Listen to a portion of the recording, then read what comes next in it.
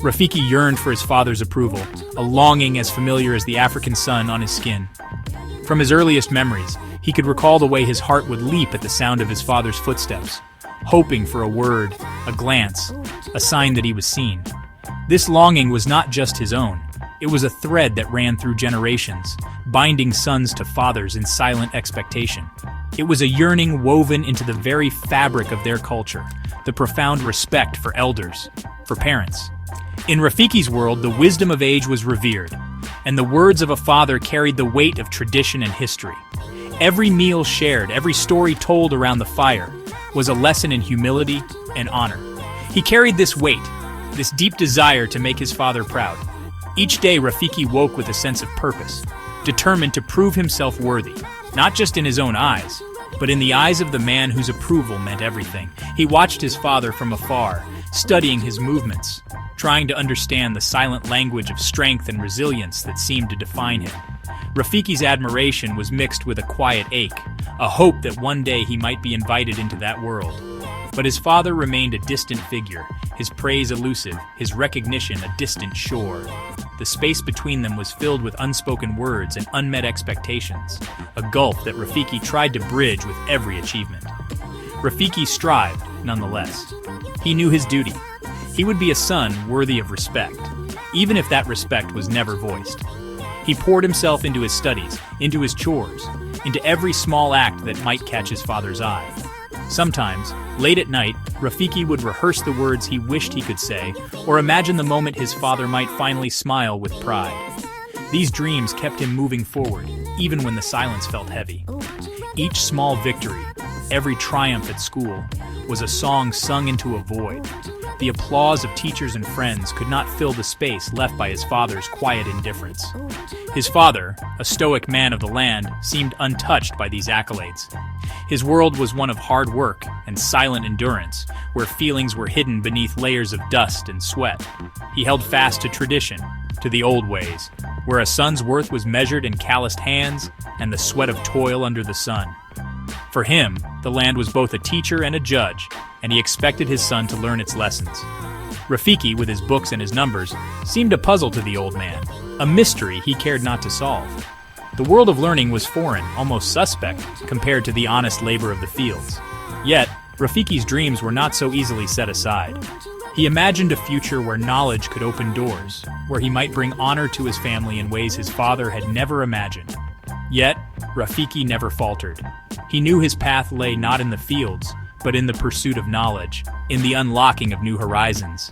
And so, beneath the vast African sky, he pressed on, carrying both the weight of tradition and the hope of something more. School became Rafiki's haven, a place where the world seemed to open up before him, full of possibility and hope. Within those simple classroom walls, he found a sanctuary from the hardships of daily life, a space where his dreams could take root and grow. His mind, sharp and eager, devoured knowledge with a hunger that surprised even his teachers. Every lesson was a new adventure, every book a doorway to a world he had never imagined. He would stay up late into the night, reading by the dim glow of a lantern, determined to understand every concept, every equation. He excelled in mathematics, in science, in the language of computers, a language his father could not even begin to comprehend. Numbers and algorithms became his companions, and the mysteries of the universe unfolded before him, one solved problem at a time. His teachers marveled at his curiosity, his relentless drive to learn more, to push beyond the boundaries of the curriculum. Scholarships arrived, each one a testament to his brilliance, a key to unlocking doors his father never knew existed.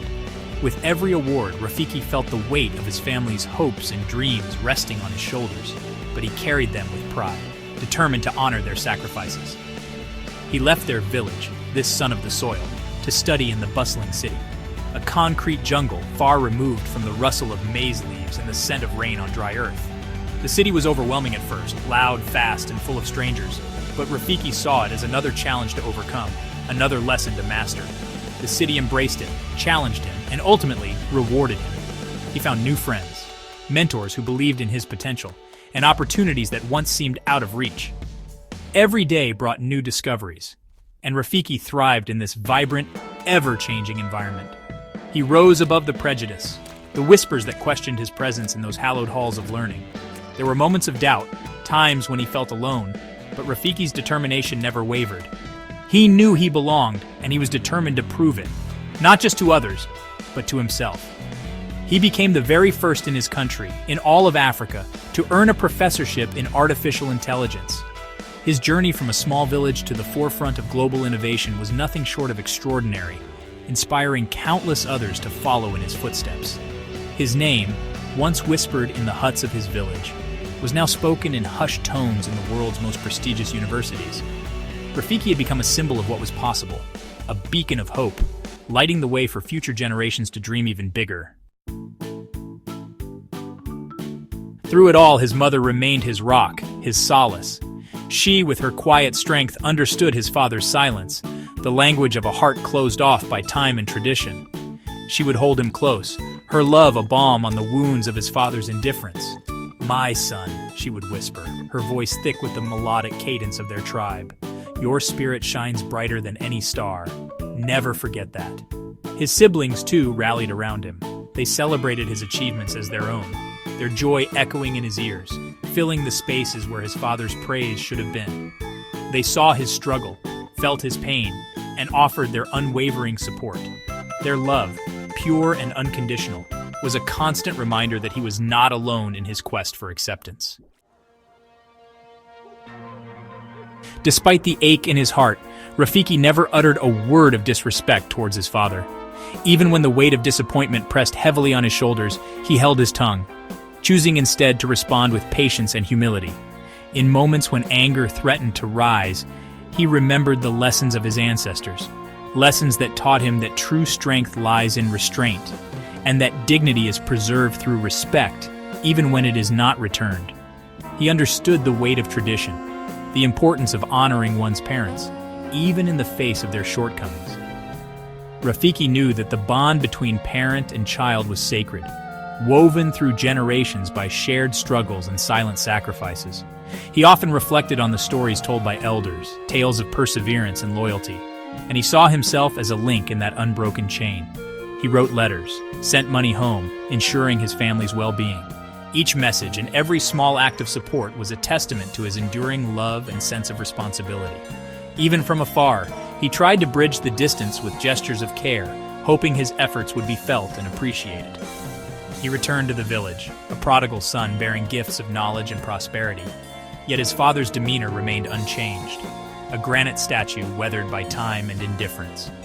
The reunion, though filled with hope, was met with the same stoic silence that had always defined their relationship. The village elders praised him, held him up as an example for their own children. They spoke of his achievements with pride, recounting his journey and the honor he brought to their community. Their words echoed through the gathering, a chorus of approval and admiration. But their words, though appreciated, could not fill the void left by his father's silence. The applause of the crowd was a gentle breeze, but what he longed for was the warmth of his father's acceptance, a warmth that remained just out of reach. He yearned for a nod, a word of acknowledgement, a flicker of pride in his father's eyes. Each day he searched for even the smallest sign that his efforts had made a difference, that his sacrifices had not gone unseen. But it seemed his accomplishments were but dust motes dancing in the sunlight, unnoticed, insignificant. Still, Rafiki held on to hope, believing that one day, his unwavering respect and devotion would break through the silence, and that his father would finally see the man he had become. The news arrived on the wings of a silent wind, a whisper that traveled across miles, across lives. His father was gone. He had returned to the earth, his journey in this realm complete. Rafiki felt a grief so profound it threatened to consume him. It was a tangled knot of sorrow, of unspoken words, of dreams left unfulfilled. He returned to the village, his heart heavy with unshed tears. The air thrummed with the mournful chants of the mourners, a symphony of sorrow that resonated deep within his soul. He stood before his father's grave, the red earth a stark reminder of the finality of death. He poured libations, whispered prayers, and for a fleeting moment, he imagined he felt his father's presence, not with disapproval, but with a strange sense of peace. Days turned into weeks, and the sharp edges of his grief slowly softened into a dull ache. As he prepared to leave the village and return to the world he had built for himself, his mother pressed something into his hand. It was a worn leather pouch, its surface smooth with age. He kept it under his pillow, his mother said, her voice thick with emotion. He wanted you to have it. Inside, he found a letter, the paper brittle with time, the ink faded but still legible. His father's hand, calloused and strong, had painstakingly formed each letter, each word a testament to a love he had never known how to express.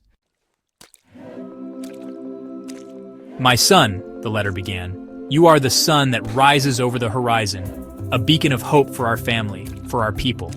I may not understand the path you have chosen, but know that I have always been proud. Proud of your intelligence, your determination, your kind heart. You are the legacy I could only dream of leaving behind." Tears streamed down Rafiki's face, hot and cleansing. His father's words, filled with a love he had kept hidden for so long, washed over him, a baptism of forgiveness and understanding.